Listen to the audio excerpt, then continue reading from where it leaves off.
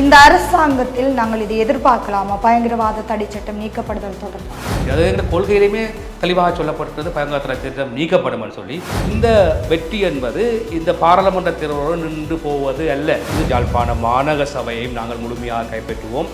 அதே போன்று மாகாண சபை தேர்தல் வந்தால் கூட எங்களது அரசாங்கம் தான் ஆட்சி அமைக்கின்றது. மனித அவலங்கள் தீர்க்கப்பட வேண்டும் என்பதிலே அரசாங்கம் தெளிவாக இருக்கின்றது.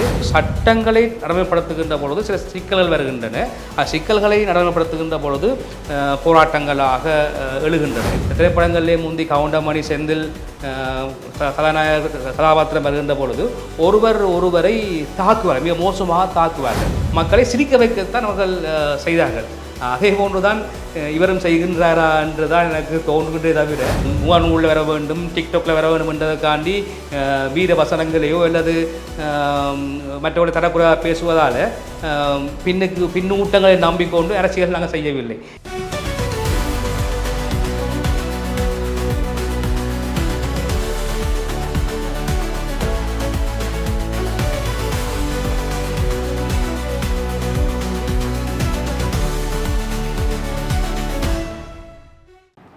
வணக்கம் நேர்களே, தாய் தொலைக்காட்சியின் சமகலம் நிகழ்ச்சி வாயிலாக இன்றைய பொழுதில் உங்களை சந்தித்திருப்பதில் மிக்க மகிழ்ச்சி. இன்றைய தினம் இந்த நிகழ்ச்சி வாயிலாக எங்களோடு இணைந்திருக்கிறார் தேசிய மக்கள் சக்தியின் பாராளுமன்ற உறுப்பினர் ஜெயச்சந்திரமூர்த்தி ரஜீவன் அவர்கள்தான் இன்றைய தினம் இந்த நிகழ்ச்சி வாயிலாக இணைந்திருக்கிறார். அதாவது யாழ் மாவட்டத்தை பிரதிநிதித்துவப்படுத்தி யாழ் மாவட்ட மக்கள் சார்பாக பாராளுமன்றம் சென்றிருக்கக்கூடிய மக்கள் பிரதிநிதி ஒருவரைத்தான் நாங்கள் இன்றைய தினம் சந்திக்க போகிறோம். அவரோடு நிறைய விடயங்கள் இன்றைய தினம் பேச இருக்கிறோம். அதற்கு முன்பதாக நாங்கள் அவரை நிகழ்ச்சிக்குள் உள்ளீர்த்து கொண்டு தொடர்ச்சியாக நிகழ்ச்சிக்குள் பயணிக்கலாம். வணக்கம். வணக்கம். இந்த நிகழ்ச்சி வாயிலாக உங்களை சந்தித்திருப்பதில் மிக்க மகிழ்ச்சி. அதாவது நீங்கள் முதன்முறையாக பாராளுமன்றம் சென்றிருக்கிறீர்கள். அதுவும் தேசிய மக்கள் சக்தி சார்பாக போட்டியிட்டு தமிழ் மக்களை பிரதிநிதித்துவப்படுத்தி ஒரு தமிழ் பிரதிநிதியாக பாராளுமன்றம் சென்றிருக்கிறீர்கள். பல கட்சிகள் இருக்கின்றன. குறிப்பாக தமிழ் வடக்கு கிழக்கு பொறுத்தவரையிலே பல கட்சிகள் இருக்கின்ற போதிலும் நீங்கள் எதற்காக தேசிய மக்கள் சக்தியோடு இணைந்து இந்த தேர்தலிலே போட்டியிட்டு பாராளுமன்றம் செல்ல வேண்டும் என்ற ஒரு எண்ணப்பாடு உங்களுக்கு தோன்றி?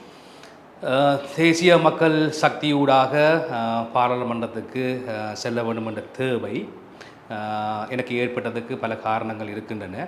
குறிப்பாக எங்களுடைய அரசாங்கத்தினுடைய கொள்கைகள், தேசிய மக்கள் சக்தியானது நாட்டு மக்களுக்கு ஒரு தெளிவான கொள்கை ஒன்றை முன்வைத்தது. அந்த கொள்கையிலே நான் வாசித்து அதில் இருந்த விடயங்கள் எனக்கு பிடித்திருந்தன. அதேபோன்று அந்த கொள்கையை வெளிப்படுத்துகின்ற ஒரு தலைவராக எங்களுடைய நாட்டினுடைய ஜனாதிபதி அன்றகுமார் திசாநாயக்கா அவர்கள் தன்னுடைய செயல்பாட்டினை கொண்டிருந்தார். அந்த காரணங்கள், கட்சியினுடைய கொள்கைகள் மற்றும் ஜனாதிபதியுடைய செயல்பாடுகள் மீது நான் அதிக நாட்டம் கொண்டு இருந்த பொழுதுதான் பாராளுமன்ற உறுப்பினர் தேர்தலிலே நிற்பதற்காக என்னிடம் கட்சி கோரியது. அதன் பிரகாரம் நான் அதில் நின்றேன். பொதுவாக உங்களுடைய வெற்றிக்கு காரணம் என்னவென்று நீங்கள் நினைக்கிறீர்கள்? எவ்வளவோ பேர் இந்த தேர்தலிலே போட்டியிட்டிருந்தாலும் மக்கள் உங்களை ஒரு பிரதிநிதியாக பாராளுமன்றம் அனுப்பியிருக்கிறார்கள். இந்த வெற்றிக்கான பின்னணி என்னவாக இருக்கும் என்று நீங்கள் நினைக்கிறீர்கள்? யாழ்ப்பாணத்தை பொறுத்தவரையிலே மக்கள் பல்வேறு விடயங்களை கருத்தில் கொண்டுதான் அவர்கள் வாக்களிப்பார்கள். நான் நினைக்கிறேன் 396 பேர் போட்டியிட்டிருந்தாலும் ஒரு வேட்பாளருடைய பெறுமதியை மக்கள் விளங்கியிருந்தார்கள். அந்த அடிப்படையிலே என்னுடைய செயல்பாடுகள், கடந்த கால செயல்பாடுகள் பலவற்றை மக்கள் அறிந்திருப்பார்கள். நான் ஒரு கல்வி பணியில் இருந்து ஒரு ஆசிரியராக, அதிபராக வந்திருந்தேன். அதேபோன்று சமூக சேவைகளிலையும் பல்வேறு விடயங்களில் ஈடுபட்டிருந்தேன். அதிலே குறிப்பாக சமூக சேவைகளிலே மக்களுக்கு உதவுகின்ற விடயங்களிலே கல்வித்துறையிலே பாரிய பங்களிப்பு வழங்குகின்ற ஒருவனாக பல மக்கள் என்னை அறிந்திருந்தார்கள். அந்த வகையிலே மக்கள் நான் சரியான தெரிவாக இருக்கும் என்ற அடிப்படையிலே மக்கள் தெரிவு செய்தார்கள். அடுத்ததாக குறிப்பாக இங்கே மக்களுடைய முடிவில் இம்முறை நாங்கள் ஒரு மாற்றத்தை பார்க்கக்கூடியதாக இருந்தது. எல்லோருக்குமே தெரியும், கடந்த காலங்களிலே தமிழ் மக்கள் குறிப்பாக தமிழ் தேசியத்திலிருந்து போட்டியிடக்கூடிய பாராளுமன்ற மக்கள் பிரதிநிதிகளை தான் அதிகளவிலே பாராளுமன்றத்துக்கு அனுப்பியிருந்தார்கள். இம்முறை அந்த வாக்குகளில் நாங்கள் நிறைய வித்தியாசத்தை பார்க்கக்கூடியதாக இருந்தது. மக்களுடைய வாக்குகள் இம்முறை உங்களுடைய பக்கம், அதாவது அரசாங்க பக்கம் மாறி இருக்கிறது. இதற்குரிய காரணம் என்னவாக இருக்கும் என்று நீங்கள் நினைக்கிறீர்கள்? மக்களுடைய மாற்றத்துக்கான காரணம், அதுக்கு காரணம் மிக சாதாரண விடைதான் அதுக்கு இருக்கின்றது சொன்னால், உங்களுக்கு தெரியும் இந்த நாடு என்ன நிலையில் இருக்கின்றது. இப்பொழுது நாட்டின் போக்கு, அதனுடைய பொருளாதாரத்தை தன்மை, இங்கே நடக்கின்ற பல்வேறு விடயங்கள் சம்பந்தமாக கடந்த காலங்களிலே நாங்கள் செய்திகளாகவும் சம்பவங்களாகவும் பார்த்துருக்கின்றோம். இந்த 76 ஆண்டுகளுக்கு மேலாக நாட்டிலே ஏற்படுத்தப்பட்ட ஒரு இனவாத தன்மை, இனங்களுக்கிடையே ஒரு இனவாதத்தை, ஒரு குறுகிய வாதத்தை ஏற்படுத்தி மக்களுடைய பிரச்சனைகளை ஏற்படுத்தியிருந்தது. அதே போன்று நாட்டிலே நிலவிய ஊழல்கள், அதே போன்று பல்வேறு இன ரீதியாக நடந்த சம்பவங்கள் தொடர்பாக மக்கள் வெறுப்புற்றிருந்த காரணமாக மக்கள் ஒரு மாற்று சக்தியை விரும்பியிருந்தார்கள். அப்பொழுதுதான் ஜனாதிபதி தேர்தல் நடைபெற்றது. ஜனாதிபதி தேர்தலிலே அன்ர குமாரநாயக்க அவர்கள் வெற்றி பெற்றதன் பின்னர் ஒரு அலை ஒன்று நாட்டிலே ஏற்பட்டது. என்னென்னு சொன்னால், நாட்டிலே பெரிய மாற்றம் ஒன்று நிகழ வேண்டும், அந்த மாற்றத்துக்கு ஊடாக ஒரு சிறந்த ஒரு நாடாக இலங்கையை மாற்ற வேண்டும் என்று இலங்கையில் மட்டுமில்லை உலகத்தில் இருக்கிற பல்வேறு தரப்புகளும் விரும்பியிருந்தார்கள். அதன் அடிப்படையிலே தான் மக்கள் அந்த தீர்மானத்தை எடுத்தார்கள், தாங்கள் தேசிய மக்கள் சக்திக்கு வாக்களிக்க வேண்டும் என்று. அதன் பிரகாரம் யாழ்ப்பாணம் மாவட்டத்திலே 80,000க்கு மேற்பட்ட மக்கள் தேசிய மக்கள் சக்திக்கு வாக்களித்து 3 பிரதிநிதிகளை தெரிவு செய்திருக்கின்றார்கள்.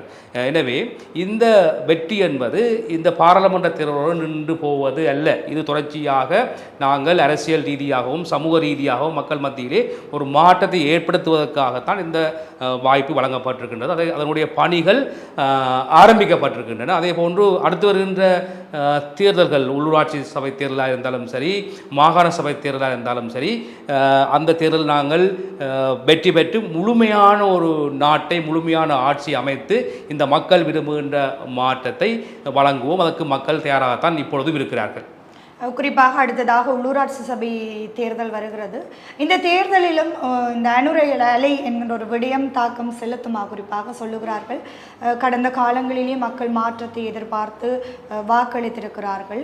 உள்ளூராட்சி மன்ற தேர்தல் வருகிறது, இதிலும் உங்களுக்கான வாக்குகளுடைய வீதம் எவ்வாறு இருக்கும் என்ற ஒரு கணிப்பு உங்களிடம் அது பாராளுமன்ற தேர்தலை போன்றுதான் இதுவும் எதிரொலிக்கும் சொன்னால், அனுரா அலை அல்ல தேசிய மக்கள் சக்தியின் அலை இன்னும் அப்படியே தான் இருக்கின்றது, அது குறையவில்லை. அது உள்ளூராட்சி சபை தேர்தலிலே குறிப்பாக நாங்கள் அனைத்து சபைகளையும் வெல்வதற்கு முயற்சி செய்கின்றோம். குறிப்பாக யாழ்ப்பாண மாநகர சபையையும் நாங்கள் முழுமையாக கைப்பற்றுவோம். அதே போன்று மாகாண சபை தேர்தல் வந்தால் கூட எங்களது அரசாங்கம் தான் ஆட்சி அமைக்கும். ஏன்னு சொன்னால், இப்பொழுது உங்களுக்கு தெரியும், நாட்டிலே பல மாற்றங்கள் நிகழ்ந்து வருகின்றது. ஒரு உதாரணம் சொல்லலாம். நேற்றைய தினம் பாராளுமன்றத்தில் நாங்கள் கூறிக்கொண்டே வந்தோம், பாராளுமன்ற உறுப்பினர்களுக்கு ஓய்வூதிய திட்டத்தை நாங்கள் நிறுத்த வேண்டும் என்று சொல்லி. ஆனால் நேற்றைய பாராளுமன்றத்தை பார்த்த பொழுது ரவி கருணாநாயக்கா அவர்களால், எதிர்கட்சியால் அந்த பிரேரணை கொண்டு வரப்பட்டது. அதிலே பேசியோர் அனைவருமே இந்த பாராளுமன்ற உறுப்பினருக்கான ஓய்வூதியத்தை நிறுத்த வேண்டும் என்பதிலே அவர்கள் சார்பாக கருத்து பேசியிருந்தார். அதை பிரதம மந்திரியும் வரவேற்று பேசியிருந்தார். இது என்னத்தை காட்டுதுன்னு சொன்னால், நாங்கள் சொன்ன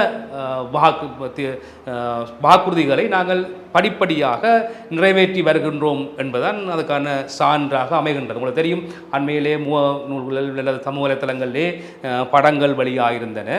அந்த படங்களை பார்த்தால் எதிர்க்கட்சிகள் அனைத்துமே ஒன்றாகி மந்திர ஆலோசனை செய்கிறார்கள். அதன் அர்த்தம் என்னன்னு சொன்னால், தாங்கள் திருடர்களை நாங்கள் பிடிக்கப் போகிறோம், எனவே நாங்கள் அதற்கு எவ்வாறு எதிர்த்து களமாடுவது என்பது தொடர்பாக அவர்கள் திட்டமிடுகின்றார். எனவே இந்த நாட்டில் இருக்கின்ற திருடர் கூட்டமெல்லாம் இன்று ஒன்றாகி சேர்ந்திருக்கிறதுக்கு காரணம் தங்களுடைய திருட்டுகளும் தாங்கள் கடந்த காலத்தில் செய்த தவறுகளும் வெளிப்பட போகின்ற என்ற ஒரே காரணத்துக்காக தான். எனவே எங்களுடைய அரசாங்கம் சரியான பாதையிலே போகின்றது. நிச்சயமாக நாம் மக்களுக்கு வழங்கிய வாக்குறுதியை நிறைவேற்றுவோம். திருடர்கள் நிச்சயமாக இந்த தண்டிக்கப்படுவார்கள். அதே போன்று இந்த நாட்டிலே சுவிசமான நாடொன்று உருவாக்குவதற்காக நாங்கள் சொன்ன வாக்குகளை நிச்சயமாக நிறைவேற்றியே தீர்வோம். அதை காரணமாக வைத்துக்கொண்டு அவர்கள் இப்பொழுதெல்லாம் ஒன்று சேர்ந்திருக்கிறார்களா அல்லது ஒன்று சேர்வது போல நடிக்கிறார்களா என்று விளங்கவில்லை. ஆனால் இவர்கள் ஒருபோதுமே ஒன்று சேர மாட்டார்கள். வடக்கிலே ஒரு மாற்றத்தை ஏற்படுத்த வேண்டும் என்பதற்காக மக்கள் உங்களுக்கான வாக்குகளை வழங்கியிருக்கிறார்கள். அந்த மாற்றத்தை, மக்களுடைய அபிலாசைகள், எதிர்பார்ப்புகளை நீங்கள் நிறைவேற்றும் வகையிலே இதுவரைக்கும் ஏதாவது செயற்பாடுகளை முன்னெடுத்திருக்கிறீர்களா? ஏதாவது மாற்றங்களை வடக்கிலே குறிப்பாக கொண்டு வந்திருக்கிறீர்களா? அதிலும் யாழ் மாவட்டத்திலிருந்து நீங்கள் தெரிவு செய்யப்பட்டிருக்கிறீர்கள். யாழ் மாவட்டத்திலே ஏதாவது விடயங்களை முன்னெடுத்திருக்கிறீர்கள்? நான் நினைக்கிறேன், நாங்கள் பதவியேற்று கிட்டத்தட்ட 75 நாட்கள் ஆகின்றன. உங்களுக்கு விளங்க வேணும், ஆங்கிலத்தில் சொல்லுவார்கள் ரோமோ வாஸ் நாட் பில்ட் இன் அ டேன்னு சொல்லி. ரோமபுரி என்பது ஒரு நாளிலே கட்டப்பட்டதல்ல. நாங்கள் ஆட்சிக்கு வந்ததன் பின்னர் எங்களிடம் பல்வேறு விடயங்கள் சம்பந்தமாக பலரும், யாழ்ப்பாணத்திலே மட்டுமில்லாது இலங்கையில் பல பாகங்களையும் குறிப்பாக என்னுடன் கதைத்து வருகின்றார்கள். குறிப்பாக சமூகத்திலே காணப்படுகின்ற பல பிரச்சனைகள், அதே போன்று மக்களுக்கு தேசிய ரீதியாகவும் இன்றைய பிரச்சனைகள் காணப்படுகின்றன. உதாரணமாக சொல்லப்போனால் மக்களுடைய காணிகளை விடுதலை செய்ய வேண்டும் என்று மக்கள் தொடர்ச்சியாக வலியுறுத்தி வருகின்றார்கள். அதே போன்று காணாமலாக்கப்பட்டவர்களுக்கு தீர்வு காணப்பட வேண்டும், அதே போன்று அரசியல் கைதிகளை விடுதலை செய்யப்பட வேண்டும் போன்ற விடயங்களை மக்கள் எங்களுக்கு அழுத்தம் கொடுத்து வருகின்றார்கள். எனவே அரசாங்கம் என்ற ரீதியிலே நாங்கள் கொடுத்த வாக்குறுதிகளை நிறைவேற்றுவதற்காக எங்களுடைய பணிகள் ஆரம்பிக்கப்பட்டிருக்கின்றது. அதான் சொன்னேன். என்னென்னு சொன்னால், மக்கள் எங்களிடம் பல கேள்விகள் கேட்கின்றார்கள், நீங்கள் என்ன செய்தீர்கள்னு சொல்லி. நான் ஒன்று தான் சொல்லுவேன் என்றால், ரோமா வாஸ் நாட் பில்ட் இன் அ டே, ஒரு நாளில் கட்டப்பட்டதில்லை. நாங்கள் அதுக்கான பணிகளை ஆரம்பித்திருக்கின்றோம். மக்களுடைய பல்வேறு பிரச்சனைகளை நாங்கள் ஆய்வு செய்து வருகின்றோம். குறிப்பாக உட்கட்டுமான அபிவிருத்திகள், அதுபோன்று கடந்த காலங்களில் நடைபெற்ற ஊழல்கள், காணி மோசடிகள், அதே போன்று மக்கள் மத்தியில் காணப்படுகின்ற போதை வசுக்கு பாவனைக்கு எதிரான பிரச்சனைகள் என்ற பல்வேறு விடயங்களை நாங்கள் கவனம் செலுத்தி அரசு அதிகாரிகள் மட்டத்திலே நாங்கள் இந்த விடயங்களை கொண்டு சென்று தீர்த்து வருகின்ற அதே வேளை பாராளுமன்றத்திலே நாங்கள் அல்லது எங்களுடைய கட்சி அமைச்சர்களை சந்திக்கின்ற பொழுது நாங்கள் அவர்களை தனிப்பட்ட ரீதியாகவும் சரி, அமைச்சு அலுவலகங்களிலும் சரி, அவர்களை சந்தித்து மக்களுடைய பிரச்சனைகளை நாங்கள் படிப்படியாக நிறைவேற்றி வருகின்றோம். அது கணிசமான அளவுக்கு நாங்கள் அந்த பணிகளை செய்திருக்கின்றோம். அதே போன்று அண்மையில் யாழ்ப்பாணத்துக்கு வந்த ஜனாதிபதி அபிவிருத்தி திட்ட பல்வேறு விடயங்களை கதைத்திருந்தார். அதிலே குறிப்பாக உட்கட்டுமா, அதாவது கிராமங்களை அபிவிருத்தி செய்து நான் இந்த வருகின்ற பட்ஜெட்டிலே கனவிடயங்கள் இருக்கின்றன. 17ஆம் தேதி பட்ஜெட் ஆரம்பமானது. அந்த பட்ஜெட் விவாதங்களின் போது கனவிடயங்கள் மக்களுக்கு தெரிய வரும் என்று நினைக்கிறேன். குறிப்பாக உட்கட்டுமான வீதிகள், கிராமிய வீதிகள் புனரமைக்கப்பட இருக்கின்றன. மக்களுக்கு வேலைவாய்ப்புகள் வழங்கப்பட இருக்கின்றன. நான் நினைக்கிறேன் கிட்டத்தட்ட அது வேலைவாய்ப்புகள் தொடர்பான புள்ளிவிவரங்கள் எடுக்கப்பட்டிருக்கின்றன. எனவே வேலைவாய்ப்பு வழங்க வேண்டி இருக்கின்றது. அதே போன்று கடந்த காலங்களில் நிகழ்ந்த பிரச்சனைகளுக்கு தீர்வு காண வேண்டி இருக்கின்றது. அதே போன்று நான் நினைக்கிறேன் வடக்கு மாநிலத்திலே குறிப்பாக காங்கேசன்துறை, பரந்தன் மற்றும் மாங்குளம் பகுதிகளிலே தொழில்பேட்டைகளை அமைக்கின்ற விடயங்கள் தொடர்பாகவும் ஏனைய தொழில் முயற்சிகளை யாழ்ப்பாணத்துக்கு கொண்டு வரும் விடயங்களிலே நாங்கள் ஈடுபட்டிருக்கின்றோம். அது தொடர்பாக பல்வேறு கட்ட விவாதங்களையும் கலந்துரையாடலையுமே நாங்கள் அமைச்சு மட்டங்கள்லையும் பல்வேறு திணைக்கள மட்டங்கள்லையும் நாங்கள் ஆரம்பித்திருக்கின்றோம். எனவே அது போக போக போக மக்களுடைய பிரச்சனைகளுக்கு தீர்வு காணுகின்ற தன்மை இனி உணரக்கூடிய மாதிரி இருக்கும். எனவே இந்த விடயங்களிலே நாங்கள் மிக முனைப்பாக தீவிரம் காட்டி இருக்கின்றோம். அடுத்ததாக அண்மையிலே நாங்கள் பார்க்கின்ற பொழுது போராட்டங்கள் இடம்பெற்றிருந்தன. குறிப்பாக ஜனாதிபதியினுடைய யாழ் வருகை, அதாவது யாழ் மாவட்ட செயலகத்தில் இடம்பெற்ற ஒருங்கிணைப்பு குழு கூட்டத்தின் போது போராட்டத்துக்கான ஏற்பாடுகள் முன்னெடுக்கப்பட்டு அதற்கு எதிராக போலீசாரால் வழக்கு தாக்கல் செய்யப்பட்டு மீண்டும் அது தள்ளுபடி செய்யப்பட்டு மீண்டும் போராட்டம் இடம்பெற்றிருந்தது. அதைத் தொடர்ந்து சுதந்திர தினத்துக்கு எதிராக இடம்பெற்ற போராட்டங்களின் போது அச்சுறுத்தல்கள் ஏற்பட்டிருந்ததாக சில கருத்துக்களை நாங்கள் பார்க்கக்கூடியதாக இருந்தது. அதாவது முன்னே அரசாங்கங்களில் இருந்ததை போன்றே இந்த அரசாங்கத்திலும் சுதந்திரமாக போராட்டம் செய்ய முடியாத ஒரு நிலை காணப்படுவதாக ஒரு குற்றச்சாட்டு முன்வைக்கப்படுகிறது. இது தொடர்பில் ஒரு அரசு பிரதிநிதியாக உங்களுடைய கருத்து என்னவாக? இது தொடர்பாக கடந்த காலங்களில் நிகழ்ந்து வருகின்ற சம்பவங்கள் தான் அரசாங்கமோ ஜனாதிபதியோ இல்லை பிரதம மந்திரியோ இல்லை அமைச்சர்களோ சொல்லித்தான் இதை நிறுத்துவதென்று கிடையாது. ஒவ்வொரு கட்டமைப்புகளும் ஒவ்வொரு படிநிலைகளில் இயங்கி வருகின்றன. எனவே அவர்கள் தங்களுடைய வேலைகளை செய்கின்றார்கள். அது மேலிடத்துக்கு வருகின்ற பொழுது அல்லது இது அரசாங்கம் சுயாதீனமாக செயல்படுகின்ற அரசாங்கம். எனவே அதுக்கான வாய்ப்புகள் தான் இந்த நாட்டிலே வழங்கப்பட்டிருக்கின்றது. மக்கள் சில பேர் குறிப்பிடுவது போல அரசாங்கத்தின் ஒடுக்குமுறை என்று சொல்ல முடியாது. இது போலீஸ் துறையோ இல்லை நீதித்துறையோ செய்கின்ற வேலை. அதுக்கும் அரசாங்கத்துக்கும் சம்பந்தம் கிடையாது. அதே போன்று தான் நாங்கள் பட்டதாரிகளுக்கும் சொல்லியிருக்கின்றோம். வேலை வாய்ப்புகள் நிச்சயமாக இந்த அரசாங்கத்தை வழங்கப்பட இருக்கின்றது.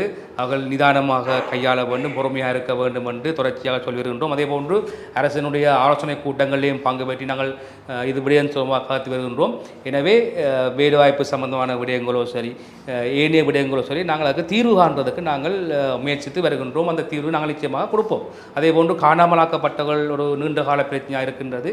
காணாமலாக்கப்பட்டவர்களுடைய வேதனைகள் வலிகளை நாங்கள் அறிந்திருக்கின்றோம். நாங்களும் இந்த நாட்டில் நடந்த யுத்தத்திலே பங்கு பெற்றிருக்கின்றோம். ஏராளமான அவலங்களை சந்தித்திருக்கின்றோம். மனித அவலங்கள் தீர்க்கப்பட வேண்டும் என்பதிலே அரசாங்கம் தெளிவாக இருக்கின்றது. எனவே காணாமலாக்கப்பட்டவர்களுக்கான தீர்வும் நாங்கள் காண வேண்டிய தேவை எங்களுக்கு இருக்கின்றது. எனவே நாங்கள் இதை நிதானமாக படிப்படியாக செய்து முடிக்க வேண்டும். கிளீன் ஸ்ரீலங்கா என்கின்ற ஒரு வேலை திட்டம் புதிய அரசாங்கத்தினூடாக முன்னெடுக்கப்பட்டு செயற்படுத்தப்பட்டு வருகின்றது. இந்த வேலை திட்டம் ஆரம்பிக்கப்பட்டதனுடைய நோக்கம் என்ன? கிளீன் ஸ்ரீலங்கா இலங்கை அரசாங்கத்தினுடைய மிக முக்கியமான 3 திட்டங்கள் இருக்கின்றன. அதிலே ஒரு திட்டம் தான் கிளீன் ஸ்ரீலங்கா. இன்னொரு விடயம் மக்களுடைய வறுமையை இல்லாது ஒழிக்கின்ற ஒரு நிகழ்வு. கிளீன் ஸ்ரீலங்கா மக்களுடைய வறுமையை ஒழிக்கின்ற வேலை திட்டம். அதே போன்று டிஜிட்டலைசேஷன் சொல்லப்படுகின்ற கணனிமயப்படுத்தப்படுகின்ற இலங்கையை கணனிமயப்படுத்தப்படுகின்ற திட்டம் என 3 திட்டங்களும் நாங்கள் படிப்படியாக நிறைவேற்றி வருகின்றோம். அதிலே கிளீன் ஸ்ரீலங்கா என்ற வேலை திட்டமானது வெறுமனே நாங்கள் சொல்லுகின்ற போன்று வீதிகளையும் பீச்சுகளையும் கிளீன் பண்ணுற நடவடிக்கை அல்ல. அது நாங்கள் திரும்ப திரும்ப சொல்லிக்கொண்டு வருகின்றோம். கிளீன் ஸ்ரீலங்கா என்றது மக்களுடைய உள்ளங்களிலே இருந்து ஒரு தெளிவான தூய சிந்தனை, அதாவது ஒரு ஆட்டிடியூட் சேஞ்சுன்னு சொல்கிறது, அதாவது அவங்களுடைய மனப்பாங்கிலே ஒரு மாற்றத்தை ஏற்படுத்துகின்றது. நாங்கள் நீண்ட காலமாக ஒரு ஊழலுக்குள்ளே அல்லது ஒரு விசித்திரமான ஒரு இலட்சியங்களுக்குள்ளே நான் தள்ளப்பட்டிருக்க காரணமாக புதிய விடயங்களையும் இல்லை நேர்மையான விடயங்களையும் எங்களுக்கு ஏற்றுக்கொள்ள முடியாமல் இருக்கின்றது. உங்களுக்கு தெரியும், நாங்கள் இந்த நாட்டிலேருந்து வெளிநாடுகளுக்கு போகின்றோம். கனடா அல்லது லண்டன், பிரான்ஸ் போன்ற நாடுகளுக்கு செல்கின்றோம். அந்த நாட்டுக்கு செல்கின்ற பொழுது அந்த நாடு ஏன் நாங்கள் செல்கிறோம்னு சொன்னால் அந்த நாட்டின் சிஸ்டம் அப்படி இருக்கின்றது, மக்களுடைய மனநிலை அப்படி இருக்கின்றது, அந்த நாடு மக்கள் வாழத்தக்க நாடாக இருக்கின்றது. அந்த ஒரு காரணத்துக்காகத்தான் இங்கேருந்து மக்கள் செல்கின்றார்கள். அதே போன்ற ஒரு நாட்டு சூழலைத்தான் நாங்கள் இங்கே உருவாக்க விரும்புகின்றோம். இது ஒரு நாளிலே முடிகின்ற திட்டம் இல்லை. அதாவது நீண்ட காலமாக புரியோடி போயிருக்கின்ற மக்கள் மனங்களிலே புரியோடி போயிருக்கின்ற விடயங்களை அகற்றி அந்த அகச்சிந்தனையிலே நாங்கள் தெளிவுபட வேண்டும், தூய்மைப்பட வேண்டும் என்றதுக்காகத்தான் இந்த திட்டம் உருவாக்கப்பட்டது. இது ஒரு நாளிலே முடிந்த விடயம் இல்லை, தொடர்ச்சியாக நீடித்து கொண்டே இருக்கும். நாங்கள் மக்கள் மத்தியிலே அந்த அட்டிடியூட் சேஞ்ச் வரும் வரைக்கும், அல்லது நாங்கள் வாழத்தக்க அல்லது மனித குலம் விரும்பி வாழக்கூடிய ஒரு நாடாக எங்களுடைய நாட்டை மாற்றும் வரைக்கும் இந்த கிளீன் ஸ்ரீலங்கா வேலை திட்டம் செய்து கொண்டே நாங்கள் இருப்போம். இதுதான் எங்களுடைய அந்த திட்டம். இந்த கிளீன் ஸ்ரீலங்காவுக்கு ஊடாக நாங்கள் விரும்புகின்ற ஒரு நல்ல நாட்டை, அமைதியான ஒரு நாட்டை நாங்கள் வரவேற்கின்றோம். உங்களுக்கு தெரியும், கடந்த காலங்களில் இனங்களுக்கிடையே குரோதங்களை ஏற்படுத்தி, மதங்களுக்கிடையே குரோதங்களை ஏற்படுத்தி நடக்கின்ற சம்பவங்கள் ஊடாக இந்த நாடு ஒரு பங்குரோத்திலுமே அடைந்திருந்தது. அந்த பங்குரோத்து நிலையோ அல்லது ஒரு மோசமான நாடென்ற ரீதியில் இலங்கை மாறக்கூடாதுன்றதுக்காக நாங்கள் மிகவும் அர்ப்பணிப்போடு செயலாற்றி வருகின்றோம். அந்த அப்படியான ஒரு எண்ணத்துக்குள்ளே தான் இந்த அரசாங்கம் அமைக்கப்பட்டது. அதுதான் மக்கள் விரும்பியிருந்தார்கள். அவ்வாறான சூழல்களை நாங்கள் காரணம் கொண்டும் தனிநபர்கள் ஊடாக அல்லது அரசியல் விருப்பங்களுக்காக கெடுத்துக்கொள்ளக்கூடாது. எனவே அரசாங்கத்துடைய 3 திட்டங்கள் ஒன்று கிளீன் ஸ்ரீலங்கா, வறுமையை இல்லாவொழித்தல், மற்றது கணினிமயப்படுத்தல். அந்த டிஜிட்டலைசேஷனுக்கு ஊடாக இந்த நாடை நாங்கள் சிறந்த ஒரு நாடாக பார்க்க விரும்புகின்றோம். அந்த மாற்றம் சிறிது காலம் செல்ல செல்ல செல்ல எங்களால் உணரக்கூடியது போன்று இருக்கும். குறிப்பாக நாங்கள் பாடசாலைகளிலே சில பாடசாலைகளில் அதிகளவிலே வறிய மாணவர்கள் கல்வி கற்பதை பார்க்கக்கூடியதாக இருக்கிறது. வீட்டிலே பொருளாதார பிரச்சனை காரணமாக சில வேளைகளில் ஒருவேளை உணவை கூட என்பதற்கு கஷ்டப்படுகின்ற எத்தனையோ பிள்ளைகள் பாடசாலைக்கு செல்கிறார்கள். இந்த மாணவர்கள் போசாக்கினால் அதிகளவில் பாதிக்கப்படுவதை நாங்கள் பார்க்கக்கூடியதாக இருக்கிறது. இவ்வாறு இருக்கையில் கல்வி கற்கின்ற இந்த பாடசாலை மாணவர்களுக்காக போசாக்கு தொடர்பிலே அரசாங்கம் ஏதாவது விசேட வேலை திட்டங்களை முன்வைத்திருக்கிறதா அல்லது எதிர்வரும் காலங்களில் போசாக்கு தொடர்பில் ஏதாவது திட்டங்களை முன்வைக்கின்ற ஒரு திட்டம் இருக்கின்றது? ஏற்கனவே நான் கல்வி இருந்தபடியால் பாடசாலை பிள்ளைகளுக்கு மதிய உணவு வழங்குகின்ற திட்டம் ஒன்று காணப்படுகிறது. அது நான் நினைக்கிறேன் ஆண்டு 1லேருந்து ஆண்டு 5 வரைக்குமான பிள்ளைகளுக்கு தான் அது வழங்கப்படுகின்றது. ஆனால் நாங்கள் அரசாங்கத்துக்கு வந்தது பின்னர் பல்வேறு வழிகளிலே நாங்கள் இந்த பிள்ளைகளுடைய கல்வி வளர்ச்சி, கல்வி திட்டங்கள், கல்வி கொள்கைகள், மாணவருடைய ஒழுக்கங்கள் சம்பந்தமாக நாங்கள் பல முக்கியமான கலந்துரையாடலில் ஈடுபட்டுக்கணும். அதன் ஒரு விளைவு தான் மக்களுக்கான அஸ்வசும தொகையை அதிகரித்தது, அதே போன்று மீளாய்வுகளுக்கு உட்படுத்தியது, அதே போன்று அஸ்வசுமம் பெறுகின்ற பிள்ளைகளுக்கு குடும்பங்களுக்கு 6000 பெறுமதியான புத்தகங்களை கொப்பி புத்தகங்களுக்கான பணத்தை வழங்கியமை, அதே போன்று 300 பிள்ளைகளுக்கு உட்பட்ட பாடசாலைகளுக்கு அந்த கொடுப்பனையை பெற்றுக் கொடுத்தமை போன்ற பல்வேறு விடயங்களில் ஈடுபட்டு வருகின்றோம். அதே போன்று எங்களோட கொள்கையிலே தெளிவாக காணப்படுகின்றது. இந்த பாடசாலைகளை எவ்வாறு நாங்கள் நவீனமயப்படுத்துவது, பாடசாலைகளை எவ்வாறு தரமேற்றுவது தொடர்பாக பல்வேறு வேலை திட்டங்களிலே ஈடுபட்டிருக்கின்றோம். அதே போன்று பல வெளிநாடுகளும் எங்களுடைய ஜனாதிபதியுடன் பிரதம மந்திரியோடு அமைச்சு மட்டங்களிலே கலந்துரையாடி வருகின்றார்கள். எனவே இந்த விடயம் போசாக்கு தொடர்பான விடயங்கள் கூட கருத்தில் கொள்ளப்பட்டிருக்கின்றது. எனவே அடுத்தடுத்த எங்களுடைய பட்ஜெட்டு ஊடாக, எங்களுடைய அடுத்தடுத்த செயல்பாடுகள் ஊடாக அது நிச்சயமாக மக்களுக்கு சென்றடையும். எங்களுடைய இலக்கே இந்த சிறந்த கல்வி வழங்குகின்ற செயல்பாடு, சிறந்த சுகாதாரத்தை மக்களுக்கு வழங்குவது, அதே போன்று கிராமங்களை அபிவிருத்தி செய்து உட்கட்டுமானங்களை வளர்த்து கிராமிய பொருளாதார வளர்ச்சியடைய செய்ய வைக்கிறது போன்ற பல்வேறு நடவடிக்கைகளிலே இந்த அரசாங்கம் முனைப்பாக ஈடுபட்டுகின்றது. அது மக்களை நிச்சயமாக படிப்படியாக சென்று அடையும். அண்மையிலே நீங்கள் அறிந்திருப்பீர்கள், யாழ்ப்பாணம் அதாவது யாழ் நகர பகுதியிலே பழக்கடை வியாபாரிகளால் ஒரு போராட்டம் முன்னெடுக்கப்பட்டிருந்தது. அந்த பழக்கடை வியாபாரிகள் ஊடகங்களுக்கு அளித்த பேட்டியை நாங்கள் பார்க்கின்ற பொழுது கிளீன் ஸ்ரீலங்கா என்ற வேலை திட்டத்தின் ஊடாக அதிலும் அரசாங்கம் தங்களுடைய கடைகளை அகற்றுகின்ற ஒரு செயற்பாட்டில் ஈடுபட்டிருப்பதாகவும் அதிலும் அரசுக்கு எதிரான சில விமர்சன கருத்துக்களை நாங்கள் பார்க்கக்கூடியதாக இருக்கிறது. அந்த கடை தொடர்பான செயற்பாடுகளுக்கும் அரசாங்கத்துக்கும் தொடர்பு இருக்கிறது. அதில் சாட்டப்பட்ட குற்றச்சாட்டுகள் தொடர்பாக உங்களுடைய கருத்து என்ன? இல்லை, அதில் எங்களுக்கு தெரிவிக்கப்பட்ட விடயம் தான் அது. எங்களுக்கு அறிந்திருக்கும் அந்த விடயங்களை. எனவே நாங்கள் அது சம்பந்தமாக பலருடைய கருத்துக்களை கேட்டிருந்தோம். எனவே சட்ட ஏற்பாடுகளின் பிரகாரம்தான் அந்த திட்டங்கள் நடைமுறைப்படுத்தப்படுகின்றன. ஆனால் அவருடைய பிரச்சனைகளை நாங்கள் கருத்தில் கொள்ள வேண்டும் என்பது, அதாவது அவர்களுக்கு தெளிவாக அறிவிக்கப்பட வேண்டும், அவருடைய பிரச்சனை உள்வாங்கப்பட வேண்டும், அவர்களுக்கு ஒரு நியாயம் பெற்றுக் கொடுக்க வேண்டும் என்பதில் அரசாங்கம் மிக கவனமாக இருக்கின்றது. அதே போன்று சட்டங்களை நடைமுறைப்படுத்துகின்ற பொழுது சில சிக்கல்கள் வருகின்றன. சிக்கல்களை நடைமுறைப்படுத்துகின்ற பொழுது போராட்டங்களாக எழுகின்றன. எனவே நான் சொன்னேன், கிளீன் ஸ்ரீலங்கா என்றது தனியாக இடங்களை கிளீன் பண்ணுவதில்லை அல்லது கடைகளை அகற்றுவதில்லை. அது அவருடைய மனங்களிலே அந்த எண்ணம் வர வேண்டும். உதாரணத்துக்கு பார்த்தால் அண்மைய தினங்களிலே வெள்ளப்பெருக்கு ஏற்பட்ட பொழுது எல்லா யாழ்ப்பாணத்திலே பல இடங்களிலே வெள்ளம் நிறைந்து காணப்பட்டது. அதற்கு எங்கள் கௌரவ ஆளுநர் அவர்கள் கூறியிருந்தால் சட்டவிரோதமான கட்டிடங்கள் இடிக்கப்பட வேண்டும், அதன் ஊடாகத்தான் பல்வேறு பிரச்சனை காரணமாக சொல்லி. ஆனால் சட்டவிரோத கட்டிடங்களை அகற்றுகின்ற பொழுது மக்கள் போராட்டத்துக்கு வருகின்றார்கள். அதேபோன்று ரோட்டிலே நாங்கள் வீதியை சுத்தமாக வைத்திருக்க வேண்டும், கடைத்தெருக்களை சுத்தமாக இருக்கின்ற பொழுது அந்த நடவடிக்கை எடுக்கின்ற பொழுது மக்கள் பிரச்சனைக்கு வருகின்றது, எங்களுக்கு விளங்குகின்றது. ஆனால் படிப்படியாக அது மக்களுக்கு தெரிவிக்கப்பட்டு மக்களுடைய மனங்களில் இது மக்களின் நன்மைக்காகவும் எதிர்காலத்தின் நன்மைக்காகவும் தான் செய்யப்படுகின்ற விடயங்களை மக்கள் உணர்கின்ற பொழுது மக்கள் நிச்சயமாக ஏற்றுக்கொள்வார்கள் என்று நான் நினைக்கின்றேன். அண்மையிலே இடம்பெற்ற பாராளுமன்ற அமர்வின் போது யாழ் மாவட்டத்தை பிரதிநிதிப்படுத்தி மக்களால் தெரிவு செய்யப்பட்டு அனுப்பப்பட்டிருக்கக்கூடிய ஒரு சுயேட்சை கட்சியினுடைய பாராளுமன்ற உறுப்பினர் தேசிய மக்கள் சக்தியினுடைய குறிப்பாக யாழ் மாவட்டத்திலிருந்து தெரிவு செய்யப்பட்டு சென்றிருக்கக்கூடிய பாராளுமன்ற உறுப்பினர்கள் மூவரே அங்கே பாராளுமன்றத்திலே கேலித்தனமாக பேசியதை நாங்கள் பார்க்கக்கூடியதாக இருந்தது உரையாற்றுகின்ற பொழுது.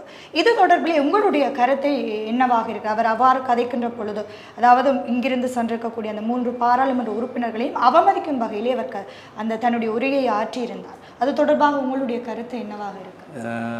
இது தொடர்பாக கருத்துக்கள் தெரிகிறது எதுவுமே இல்லை. ஏன்னு சொன்னால் இதே ஒரு பெரிய விடயமாக நாங்கள் எடுப்பதில்லை. ஏன்னு சொன்னால் எல்லாருக்குமே எல்லாரையும் விமர்சிக்கின்ற உரிமைகள் இருக்கின்றது. அது தொடர்பாக நாங்கள் பெரிதாக அலட்டிக்கொள்ளவில்லை. ஏனென்னு சொன்னால் உங்களுக்கு தெரியும், பாராளுமன்றம் என்று சொல்வது ஒரு உயரிய சபை. அங்கே மக்கள் தாங்கள் வாக்கு அளித்து தங்களுடைய பிரதிநிதிகளை மக்கள் அனுப்பியிருக்கின்றார்கள். எனவே அந்த மக்கள் பிரதிநிதிகள் கௌரவமாக நடத்தப்பட வேண்டும் என்பது ஒரு சாதாரண நடைமுறையாக காணப்படுகின்றது, சிறப்புரிமையாக காணப்படுகின்றது. எனவே இவ்வாறான உயரிய சபையிலே சக பாராளுமன்ற உறுப்பினர்களை கேலி கூத்தா கதைப்பது என்பது சம்பந்தமாக நாங்கள் கருத்து கூற வேண்டிய அவசியம் இல்லை. இதை மக்கள் தான் பார்த்து கொண்டு இருக்கின்றார்கள். மக்களுக்கு விளங்கும் என்ன நடக்கிறதுன்னு சொல்லி. அதே போன்று நாங்களும் மக்களாலே வாக்களித்து அனுப்பப்பட்ட மக்கள் பிரதிநிதிகள், அவரும் மக்களால் வாக்களிக்கப்பட்ட ஒரு பிரதிநிதி. எனவே ஒரு பிரதிநிதி இன்னொரு பிரதிநிதியை மிக மோசமாக அல்லது ஒரு தகாத வார்த்தைகளால் பேசுவது என்பது சாதாரணமான மக்களால் அதை ஏற்றுக்கொள்ள முடியாது. ஒரு ஆளை நாங்கள் அவரை காணுகின்ற பொழுது சிரிக்கிறோம், அருகிலிருந்து சாப்பிடுகின்றோம். இதுவரைக்கும் நாங்கள் அவர் தொடர்பாக எந்த விமர்சனங்களையும் முன்வைத்தது கிடையாது. எனவே வாக்களித்த மக்கள் தான் சொல்ல வேண்டும் அவருடைய செயல்பாடுகள் இப்படி இருக்கின்றன. எனவே அந்த மக்களுக்கு ஒரு பொறுப்பு இருக்கிறது இவரை சரியான முறையிலே வழிப்படுத்துவதற்கு. அதேபோன்று மற்றைய பாராளுமன்ற உறுப்பினர்களை சொல்லி அவர்களை கீழ்த்தரமாக விமர்சிக்கிறது என்னை பொறுத்தவரை ஒரு நாகரிகமான செயல்பாடாக தெரியவில்லை. உங்களுக்கு தெரியும், அண்மை காலங்களிலே மத குருமார்களை அல்லது மத பெரியோர்களை அல்லது ஜனாதிபதியை கூட அல்லது அமைச்சர்களை கூட அல்லது சாதாரண அரசு அதிகாரிகளை கூட விமர்சனங்கள் வந்திருக்கின்றன. எனவே விமர்சனங்கள் என்றது எப்பொழுதும் ஆரோக்கியமாக இருக்க வேண்டும் என்றே தவிர அவர்களை தரக்குறைவாக கதைப்பதால் எந்த விதமான லாபமும் வரப்போகிறது இல்லை. நாளைக்கு நீங்கள் திரைப்படங்கள் பார்த்துருப்பீங்கள். திரைப்படங்களிலே முந்தி கவுண்டமணி செந்தில் கதாபாத்திரம் வருகின்ற பொழுது ஒருவரை தாக்குவார்கள், மிக மோசமாக தாக்குவார்கள். அப்படி சினிமா படங்களிலே நகைச்சுவைக்காக மற்றவர்களை கூடாத வார்த்தைகளால் தாக்குவதும் அப்படி பேசுவது ஊடாக மக்களை சிரிக்க வைக்கத்தான் அவர்கள் செய்தார்கள். அதே போன்றுதான் இவரும் செய்கின்றாரா என்று தான் எனக்கு தோன்றுகின்றே தவிர வேறு அவர் மேலே எந்த கோபம் பெறவில்லை. அவர் ஒரு படித்தவர், ஒரு வைத்தியர். அவரை நீண்ட காலமாக அவரை தெரியாவிட்டால் அவருடைய சகோதரரை தெரியும், எனக்கு நீண்ட காலமாக தெரியும். நாங்கள் அவர் தொடர்பாக எதுவும் கதைப்பதில்லை. எங்களோட வேலை அவரை பார்த்து கொண்டிருப்பதோ அல்ல அவர் என்ன செய்ய போகிற என்பதை பார்ப்பதில்லை. நாங்கள் ஒரு பொறுப்பு வாய்ந்த அரசாங்க கட்சி உறுப்பினர் என்ற வகையில் நாங்கள் மக்களுக்கு சேவையாற்ற வேண்டும். நான் என்ன வேலை செய்தேன், நான் ஒன்றும் செய்யவில்லைன்னு சொல்வதற்கு அவருக்கு சொல்ல முடியாது. ஏனென்றால் அவர் என்ன செய்தார் என்பதை அவர் தான் சொல்ல வேண்டும், மக்களுக்கு சொல்ல வேண்டும். நாங்கள் முகநூலில் வர வேண்டும், டிக்டாக்ல வர வேண்டும் என்றதுக்காண்டி வீர வசனங்களையோ அல்லது மற்றவர்கள் தரக்குறையாக பேசுவதால் பின்னூட்டங்களை நம்பிக்கொண்டு அரசியல் நாங்கள் செய்யவில்லை. எங்களை நோக்கம் எங்களுக்கு தரப்பட்ட 5 வருட காலத்துக்குள்ளே மக்களுக்கு எந்த அளவுக்கு நாங்கள் பிரச்சனையை தீர்க்க முடியுமோ, என்ன சேவை செய்ய முடியுமோ அதைத்தான் செய்ய வேண்டும் என்ற நோக்கத்திலே தான் செயற்பட்டு கொண்டிருக்கிறோமே தவிர மற்றவர்கள் என்ன செய்கின்றார்கள், என்ன கதைக்கிறார்கள் என்பதை யோசித்து கொண்டிருப்பதற்கோ அது சம்பந்தமாக கவனம் செலுத்துவதற்கோ எங்களுக்கு நேரமும் இல்லை, அது அவசியமும் இல்லை. அதை அவருக்கு வாக்களித்த மக்கள் அதை பார்த்து கொள்வார்கள். ஆனால் எங்களுக்கும் வாக்களித்த மக்கள் இருக்கிறார்கள். அந்த மக்களுக்கு அவர் பொறுப்பு கூற வேண்டும். அவர்களால் மக்களால் தேசியப்பட்ட பிரதிநிதியை அவ்வாறு தரக்குறைவாக பேசுவது என்பது என்ன பொறுத்தவரையில் அது ஒரு கௌரவ பாராளுமன்ற உறுப்பினருக்கு உகந்த விடயமாக இருக்கும் என்று நான் நினைக்கவில்லை. புதிய அரசியலமைப்பு தொடர்பிலே ஒரு கருத்து பரிமாற்றங்களை நாங்கள் பார்க்கக்கூடியதாக இருக்கிறது. புதிய அரசியலமைப்பின் ஊடாக தமிழ் மக்கள் எதிர்பார்க்கின்ற தீர்வு கிடைக்கக்கூடியதாக இருக்கும்.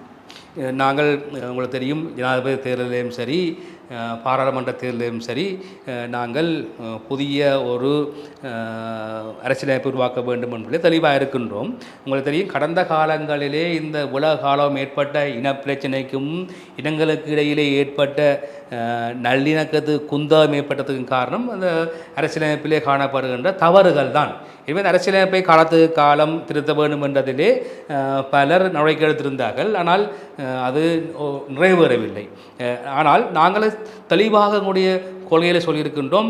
அதாவது அனைத்து இனங்களும் அனைத்து மதங்களும் அனைத்து மக்களும் தங்களுக்குள்ளே பிரிவினை இல்லாமல் சந்தோஷமாக வாழுகின்ற ஒரு நாட்டை உருவாக்குவதால் எங்களோட நோக்கமாக இருக்கின்றது. எனவே இந்த இனவாதம் மதவாதம் இந்த போன்ற அத்தனை வாதங்களையும் இல்லாமல் செய்து அனைத்து மக்களும் ஒரே மக்கள் என்ற சிந்தனையோடும் எண்ணத்தோடும் வாழக்கூடிய ஒரு அரசியலமைப்பை உருவாக்குவதுதான் எங்களோட நோக்கமாக இருக்கும். அந்த அரசியலமைப்பு உருவாக்குகின்ற பொழுது நாங்கள் பல சுற்று பேச்சுவார்த்தைகள் பல கட்ட விவாதங்களை செய்வோம். அதில் ஏற்படுகின்ற திருத்தங்களை மேற்கொண்டு அனைத்து மக்களுடைய கருத்துக்களையும் உள்வாங்கிக் கொண்டு அந்த அரசியலமைப்பு உருவாகும். அந்த அரசியலமைப்பு உருவாகின்ற பொழுது நிச்சயமாக இந்த நாட்டிலே உலககால அரசியல் அமைப்பினூடாக இருந்த பிரச்சனைகள் நீக்கப்பட்டு ஒரு சரியான ஒரு அரசியலமைப்பு கொண்டு முன்வைப்பதற்கு நான் எதிர்பார்த்திருக்கின்றோம். அண்மையிலே ஒரு பேசு பொருளாக பேசப்பட்ட ஒரு விடயம் யாழ்ப்பாண கலாசார மையம் பெயர் மாற்றப்பட்ட விடயம். இது தொடர்பிலே நான் பார்த்திருந்தேன். நீங்கள் கூட நடவடிக்கைகளை முன்னெடுத்திருந்ததை பார்த்திருந்தேன். அந்த சந்தர்ப்பத்திலே அரசை பிரதிநிதித்துவப்படுத்தக்கூடிய அதுவும் யாழ் மாவட்டத்திலிருந்து சென்றிருக்கக்கூடிய அமைச்சர் ஒருவர் தெரிவித்திருந்தார். தனக்கு தெரியாமல் அந்த விடயம் இடம்பெற்றிருந்ததாகவும் பெயர் பலகையை திரைநீக்கம் செய்யும் போதுதான் தனக்கு அந்த விடயம் தெரிய வந்ததாகவும் குறிப்பிட்டிருந்தார். இது தொடர்பிலே சமூக மட்டத்திலிருந்தும் சரி அரசியல் தரப்பிலிருந்தும் சரி பல்வேறுபட்ட விமர்சனங்களை நாங்கள் பார்க்கக்கூடியதாக இருந்தது. இந்த விமர்சன கருத்துக்கள் தொடர்பில் நீங்கள் என்ன கூறுகிறீர்கள்? அதாவது அமைச்சர் ஒருவர் அதுவும் யாழ் மாவட்டத்திலிருந்து சென்றிருக்கக்கூடிய அமைச்சர் ஒருவர் இவ்வாறு கூறுவது தொடர்பிலே அந்த கருத்துக்கள் தொடர்பாக நான் நினைக்கிறேன் அமைச்சர் தன் உள்ளத்தில் இருந்ததை அப்படியே சொல்லியிருப்பார் நினைக்கிறேன். என்றால் அவர் ஒரு மிக சரியாக பேசக்கூடிய ஒருவர். நடந்த நிகழ்வுகள் அவருக்கு தெரியாமல் இருந்திருக்கின்றது. அதன் காரணமாக தான் அவர் தனக்கு தெரியாது என்று சொன்னார். எனவே அவருடைய கருத்து மிகவும் சரியானது. அவர் தன்னுடைய நிலைப்பாட்டை சொல்லியிருந்தார்.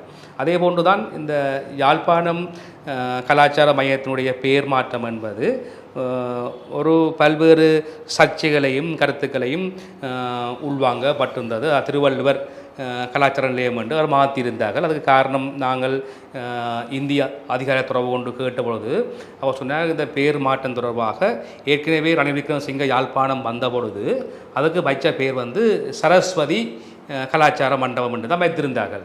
அதே போன்று இன்னொரு பேர் ஒன்றை அவர்கள் சூட்டியிருக்கிறார்கள் என்று சொன்னால் கொழும்பிலே ஒரு கல்ச்சுரல் ஹால் ஒன்று இருப்பதாகவும் அதுக்கு விவேகானந்தர் கலாச்சார மண்டபம் என்று தான் தாங்கள் பேர் வைத்தது என்றும் அவங்க சொல்லியிருந்தார்கள். அதே போன்று இந்த கலாச்சார மண்டபத்தை ஒப்படைத்த பொழுது அப்துல் கலாம் கலாச்சார மண்டபம் என்று கூட அவர்கள் பேர் வைப்பதற்கு தீர்மானித்திருந்தார்கள். ஆனால் அப்துல் கலாம் ஒரு அரசியல் பேராக மாறும் என்பதற்காக அவர்கள் இவ்வாறான ஒரு பெயரை சூட்டுவதற்கு தீர்மானித்ததாகவும் இந்திய அதிகாரிகள் கூறியிருந்தார்கள். ஆனால் யாழ்ப்பாணம் கலாச்சார மண்டபம் யாழ்ப்பாணம் என்பது யாழ்ப்பாணத்துக்கும் இந்தியாவுக்கும் தமிழ்நாட்டுக்கும் இடையிலே அரசியல் ரீதியாக பூகோள ரீதியாக கலாச்சார ரீதியாக நெருக்கமான தொடர்பு காணப்படுகின்றது. அப்படியான ஒரு இந்திய அரசாங்கம் இந்த யாழ்ப்பாணத்தினுடைய பெயரை எடுத்தது மக்களுக்கு உண்மையிலேயே ஒரு கவலையாக இருந்தது. அந்த கவலைகள் பல மட்டங்களிலே ஒரு கரிசனையாக வெளிப்படுத்தப்பட்டதன் காரணமாக உடனடியாகவே அவர்கள் அதை யாழ்ப்பாண திருவள்ளுவர் கலாச்சார மண்டபமாக அதை மாற்றியிருந்தார்கள். அதே போன்று திரைநீக்கம் செய்யப்பட்ட பொழுது நான் அதை என்ன காரணத்துக்கு என்று கேட்ட பொழுது கூட சொல்லியிருந்தால் அது ஒரு டிஜிட்டலாகத்தான் அந்த ப்ரொஜெக்டர் ஊடாகத்தான் அந்த இது வழங்கப்பட்டது என்று சொல்லியும் தவறுதலாக தமிழ் மொழி 3ஆக வந்திருந்ததாக அவங்க சொல்லியிருந்தார்கள். எனவே இந்த பிரச்சனைகளை நாங்கள் அந்த அதிகாரிகளுக்கு சொன்ன பொழுது அவர்கள் அதை கருத்துக்களை ஏற்றுக்கொண்டு அவர்கள் அந்த பெயரை யாழ்ப்பாணம் திருவள்ளுவர் கலாச்சார நிலையமும் மாற்றப்பட்டது. எனவே எங்களுக்கு இருக்கின்ற பிரச்சனைகளை நாங்கள் உரிய தரப்புகளுக்கு கொண்டு செல்வது கூடாக கதைப்பது கூடாக அவர்கள் அதை ஏற்றுக்கொண்டிருக்கிறார்கள். அதனூடாக இந்த பெயர் மாற்றப்பட்டிருக்கிறது. எனவே எந்த ஒரு பிரச்சனைகளுக்கும் நாங்கள் கலந்துரையாடுவது கூடாகவோ அல்லது எங்களுடைய கருத்துக்களை முன்வைப்பது கூடாகவோ தீர்வு காண முடியும் என்பது தான் அந்த சம்பவம் எங்களுக்கு எடுத்து காட்டுகின்றது. நீங்கள் இப்பொழுது குறிப்பிட்டிருக்கிறீர்கள் எந்த ஒரு பிரச்சனைக்கும் கலந்துரையாடல்கள் தீர்வாக அமையும் என்று சொல்லி. மற்றும் ஒரு பிரச்சனையை நாங்கள் இப்பொழுது பார்க்கக்கூடியதாக இருக்கின்றது. உங்களுக்கும் நன்றாகவே தெரிந்திருக்கும் தையிட்டி விகாரை தொடர்பான ஒரு பிரச்சனை. இந்த பிரச்சனை தொடர்பாக நீங்கள் ஜனாதிபதியுடன் ஏதாவது கலந்துரையாடுகளை முன்னெடுத்திருக்கிறீர்களா? இந்த விடயம் தொடர்பாக ஜனாதிபதியினுடைய கவனத்துக்கு கொண்டு சென்றிருக்கின்றீர்கள்? நான் நினைக்கிறேன் கடந்த டிசிசி மீட்டிங்கில் கூட ஜனாதிபதி பங்கேற்றிருந்தேன். அந்த கூட்டத்தில் கூட இந்த விடயம் பிரஸ்தாபிக்கப்பட்டது. இது எங்களுடைய அரசாங்கத்திலே உருவாக்கப்பட்ட விகாரை கிடையாது. இது ஏற்கனவே முன்னரே இந்த விகாரை கட்டப்பட்டிருக்கின்றது. எனவே உண்மையிலேயே எங்களுடைய கொள்கையின்படி அடாத்தாக அல்லது அது இனப்பரம்பலை குலைக்கக்கூடிய அளவுக்கு ஏதாவது இந்த காணி கைப்பற்றுதல் அப்படியான வேலை திட்டங்கள் எதுவுமே நடைபெறாது என்பதை தெளிவாக நாங்கள் சொல்லியிருக்கின்றோம். எனவே இது எங்களுக்கு முற்பட்ட ஆட்சியில் நிகழ்ந்த விடயங்கள் சம்பந்தமாக எங்களுக்கும் பொறுப்பு இருக்கிறது. மக்களுடைய கோரிக்கைகளை நாங்கள் கவனத்தில் கொள்ள வேண்டும் என்றதுக்காகத்தான். எனவே இந்த விடயங்கள் மிக கவனமாக கையாளப்பட வேண்டும் என்று சொன்னால் மக்களுடைய காணி மக்களுக்கே சொந்தமானது. எனவே இந்த விடயம் சம்பந்தமாக அரசாங்கம் மிக கவனமாக கையாண்டு உரிய நடவடிக்கை எடுக்கும் என்பதிலே மாற்று கருத்து. ஆனால் சிலர் இதை அரசியலாக பயன்படுத்துகின்றனர். அரசியல் பயன்படுத்தக்கூடாக அரசாங்கத்தை எதிர்க்கின்ற ஒரு செயல்பாடாக கூட இருக்கலாம் என்று நான் நம்புகிறோம். ஆனாலும் மக்களுடைய காணிகளை கையப்படுத்த விடயங்களிலே மக்களுக்கு நாங்கள் பதில் சொல்லத்தான் வேண்டும் என்று நான் நினைக்கின்றேன். இப்பொழுது நாங்கள் பார்க்கக்கூடியதாக இருக்கிறது, பெரும்பாலான இளைஞர்கள் மத்தியிலே தேசிய மக்கள் சக்தியோடு இணைந்து பயணிப்பதற்கு ஒரு விருப்பத்தை காட்டக்கூடிய தன்மை, ஆர்வத்தை காட்டக்கூடிய தன்மையை நாங்கள் பார்க்கக்கூடியதாக இருக்கிறது. அவ்வாறான இளைஞர்களுக்கு நீங்களும் ஒரு இளைஞர் என்கிற ரீதியிலே என்ன கருத்தை கூற, ஆலோசனையை கூற விரும்புகிறீர்கள்? எனக்கு என்ன பொறுத்தவரையிலே இந்த நாடு, நான் இன்று கூட பல இளைஞரை சந்தித்திருந்தேன், யுவதிகளை சந்தித்திருந்தேன். எங்களுடைய வாழ்க்கையிலே நாங்கள் பணத்தை சம்பாதிக்கலாம் அல்லது உயர்ந்த பதவிகளை அடையலாம். ஆனால் அது எதுவுமே எங்களுக்கு நீடிக்காது. இப்போ இருக்கிற இளம் சமூகம் உங்களுக்கு தெரியும், பல்வேறு விடயங்களுக்கு சிக்கி இருக்கிறார்கள். நாங்கள் அவர்களை ஒரு சரியான பாதையிலே கொண்டு செல்ல வேண்டிய தேவை இருக்கிறது எங்களுக்கு. அவர்கள் இப்பொழுது அநேக மாணவர்கள் கடந்த தேர்தலில் கூட அல்லது இப்பொழுது கூட எங்களுடைய நிறைய பேர் தொடர்பு கொண்டு வருகின்றார்கள். நிறைய பேர் எங்களோட சேர்ந்து பல மட்டங்களிலே வேலை செய்து வருகின்றார்கள். எனவே அவர்களை அனைவரையும் நாங்கள் ஒன்றிணைத்து அவர்கள் சரியான ஒரு முறையான ஒரு திட்டத்துக்கு ஊடாக எதிர்கால இளைஞர்களை உருவாக்குவதற்காக நாங்கள் தொடர்ந்தும் அவர்கள் பணியாற்றுவதற்கு நாங்கள் விருப்பம் கொண்டிருக்கின்றோம். எனவே எங்களுடைய திட்டங்களை நாங்கள் மேலும் விரிவுபடுத்தி அவர்களை நாங்கள் எங்களுடன் அரவணைத்து கொண்டு செல்கின்றோம். அதுக்காக அவர்களை எங்களுடன் இணைந்து மேலும் சமூக நலத்திட்டங்கள், மக்கள் பணி என்றவற்றில் ஈடுபட்டு அவர்களை நாங்கள் வாழ்க்கையில் முன்னேற வைத்து இந்த மக்களையே முன்னேற்ற வைத்து வின் தியரி, அவர்களும் வெல்ல வேண்டும் நாங்களும் வெல்ல வேண்டும் என்றதுக்கு அமைக அவர்களை நாங்கள் வழிப்படுத்த வேண்டிய தேவை இருக்கின்றது. வழிப்படுத்தி வருகின்றோம். அதே போன்று வருகின்ற தேர்தல்களிலே நாங்கள் நிறைய ஆட்களை, புதியவர்களை கொண்டு வர வேண்டி இருக்கிறது.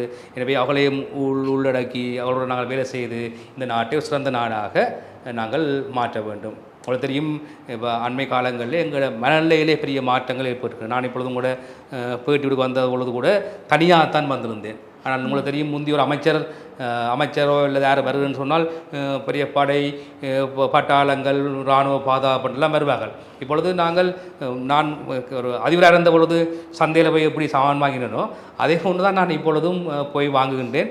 ஏன்னு சொன்னால் அப்படியான ஒரு கலாச்சாரத்துக்கு நாங்கள் மாற்றப்பட்டிருக்கின்றோம். ஒரு வாழ்க்கையை எளிமையாக வாழ்வதற்கு நான் பழகி கொண்டிருக்கின்றோம். அப்படியான நல்ல விடயங்களை மக்களுக்கு ஊட்டி சிறந்த ஒரு நல்ல சமூகமாக மாற்றுவதற்காக இந்த அரசாங்கமும் நாங்களும் பாடுபட்டு நாங்கள் எதுக்காக இந்த ஆட்சியை கைப்பற்றினோமோ அந்த ஆட்சியின் இலக்கடைவதற்காக நாங்கள் எப்பொழுதும் மக்களுக்காக வேலை செய்ய தயாராக இருக்கின்றோம். அதாவது அரசியல் கைதிகள் தொடர்பிலே அரசாங்கத்தில் இருக்கக்கூடிய அமைச்சர் ஒரு கருத்தை கூறியிருந்தார். அரசியல் கைதிகள் என்று சொல்லி எவரும் இல்லை என்கிற ஒரு கருத்தை கூறியிருந்தார். இது அரசியல் கைதிகளுடைய உறவுகள் மத்தியிலே ஒரு கவலையை ஏற்படுத்தியிருக்கிற ஒரு விடயமாக காணப்படுகிறது. ஒரு அமைச்சர் இவ்வாறு கூறுகின்ற விடயம் தொடர்பில் நீங்கள் என்ன நினைக்கிறீர்கள்? அரசியல் கைதிகளை விடுதலை செய்வது என்பது தொடர்பாக எங்களுடைய அரசாங்கம் தெளிவான நிலைப்பாட்டில் இருக்கின்றது. ஜனாதிபதி கூட பல இடங்களிலே சொல்லியிருக்கின்றார் அரசியல் கைதிகள் விடுதலை செய்யப்பட வேண்டும் என்று சொன்னால் கடந்த காலங்கள் என்பது கடந்த காலங்கள் தான். அதிலே நாங்கள் தொடர்ச்சியாக பயணிக்க முடியாது. எனவே அரசியல் கைதில் ஊடாக அவர்களை விடுதலை செய்ததற்கு ஊடாகத்தான் நாங்கள் மக்களுடைய மனங்களை வெல்ல வேண்டிய தேவையும் இருக்கின்றது. எனவே அண்மையிலே அமைச்சர் அதை கூறிய விடயமானது அவர் தெளிவுபடுத்தி இருந்த சந்தர்ப்பத்திலே நீண்ட காலம் பயங்கரவாத தடுப்பு சட்டத்துக்கு கீழ் கைது செய்யப்பட்டு எந்த விதமான விசாரணைகளையும் இன்றி அவர் தடுத்து வைக்கப்பட்டிருக்கின்றார்கள். அவ்வாறானவர்களை அரசியல் கைதிகளாக அவர் கருதவில்லை. எனவே அவ்வாறானவர்கள் நிச்சயமாக விடுதலை செய்யப்பட வேண்டும் என்ற கூட்டுத்தான் அதிலே தெளிவுபடுத்தப்பட்டது என்று நான் நம்புகின்றேன். அடுத்ததாக குறிப்பாக அந்த பொருளாதார பிரச்சனை தொடர்பாக பேசுகின்ற பொழுது பல கருத்துக்கள் வந்திருந்தது. புலம்பெயர் தேசத்தில் இருக்கக்கூடியவர்களுக்கு அழைப்பு விடுக்கப்பட்டிருந்தது ஜனாதிபதியினால். புலம்பெயர் தேசத்தில் இருக்கக்கூடியவர்கள் இங்கே வந்து முதலீடுகளை மேற்கொண்டு தங்களுடைய வியாபார நடவடிக்கைகளை முன்னெடுக்க வேண்டும் என்று சொல்லி அழைப்பு விடுக்கப்பட்டிருந்தது. அது தொடர்பாக இங்கிருந்து சில அரசியல் தலைவர்கள், அரசியல் பிரதிநிதிகள் கூறியிருந்தார்கள். புலம்பெயர் தேசத்தில் இருக்கக்கூடிய சிலர் இங்கே வந்து இந்த முதலீடுகளை மேற்கொள்வதற்கு இந்த பயங்கரவாத தடை சட்டம் ஒரு தடையாக இருக்கு. பயங்கரவாத தடை சட்டத்தை நீக்கினால் அவர்கள் இது தொடர்பிலே அச்சமின்றி தங்களுடைய முதலீடுகளை மேற்கொள்ளலாம் என்று சொல்லியிருக்கிறார். இந்த அரசாங்கத்தில் நாங்கள் இதை எதிர்பார்க்கலாமா, பயங்கரவாத தடை சட்டம் நீக்கப்படுதல் தொடர்பாக? நான் நினைக்கிறேன் கடந்த முறைக்கு முதல் முறையான பாராளுமன்ற அமர்விலே இந்த கேள்வி கேட்கப்பட்டது. பயங்கரவாத சட்டம் நீக்கப்படும் என்று சொல்லப்பட்டது, ஆனால் இன்னும் நீக்கப்படவில்லை என்றது போன்ற ஒரு கேள்வி ஒன்று எங்களுடைய யாழ் மாவட்ட சக பாராளுமன்ற உறுப்பினர்களால் கேட்கப்பட்டது. அந்த கேள்விக்கு பதிலளித்த நீதி அமைச்சர் கர்சன நாணயக்கார அவர்கள் பயங்கரவாத சட்டம் நீக்கப்படும், அதற்கான முன்மொழிகள் பாராளுமன்றத்திலே வைக்கப்படும் என்று கூறியிருந்தார். அதாவது எங்கள் கொள்கையிலுமே தெளிவாக சொல்லப்பட்டிருக்கிறது பயங்கரவாத சட்டம் நீக்கப்படும் என்று சொல்லி. எனவே அதுக்கான பூர்வாங்க நடவடிக்கைகள் ஆரம்பிக்கப்பட்டிருக்கின்றன. பயங்கரவாதம் என்றது முதல் தமிழ் மக்களுக்கு எதிராக கொண்டு வரப்பட்டாலும் தற்போது பயங்கரவாதம் வந்து உலகளாவிய ரீதியிலே அது பரவி இருக்கின்றது. எனவே இந்த நாட்டுக்கான பாதுகாப்பை ஏற்படுத்தி கொண்டு இந்த பயங்கரவாத சட்டத்தை வைத்துக்கொண்டு இருப்பதை விட அது வேறு சட்டங்களை உருவாக்கி கொண்டு இந்த பயங்கரவாத சட்டத்தை நீக்கி இந்த நாடு ஒரு சுயேட்சை நிலைக்கு கொண்டு செல்வதிலே அரசாங்கம் கொள்கையிலே அதனுடைய கொள்கைக்கு அமைவாக செயற்பட்டு கொண்டிருக்கின்றது. மக்கள் ஒரு மாற்றத்தை விரும்பி வாக்களித்து புதிய அரசாங்கத்தை தெரிவு செய்திருக்கிறார்கள். மக்களுடைய எதிர்பார்ப்புகள் இந்த அரசியலாவது நிறைவேறி மக்கள் சுதந்திரமாக வாழ வேண்டும் என்பதை இந்த இடத்திலே பதிவு செய்து கொண்டு இன்றைய தினம் எங்களுடைய இந்த நிகழ்ச்சி வாயிலாக எங்களோடு கலந்து கொண்டு பல்வேறுபட்ட விடயங்கள் தொடர்பாக உங்களுக்கு தெளிவுபடுத்தியிருந்த தேசிய மக்கள் சக்தியினுடைய பாராளுமன்ற உறுப்பினர் ஜெயச்சந்திரமூர்த்தி ரஜீவன் அவர்களுக்கும் நாங்கள் நன்றியை தெரிவித்துக் கொண்டு இந்த நிகழ்ச்சியிலிருந்து விடைபெற்று செல்கின்றேன். நன்றி, வணக்கம்.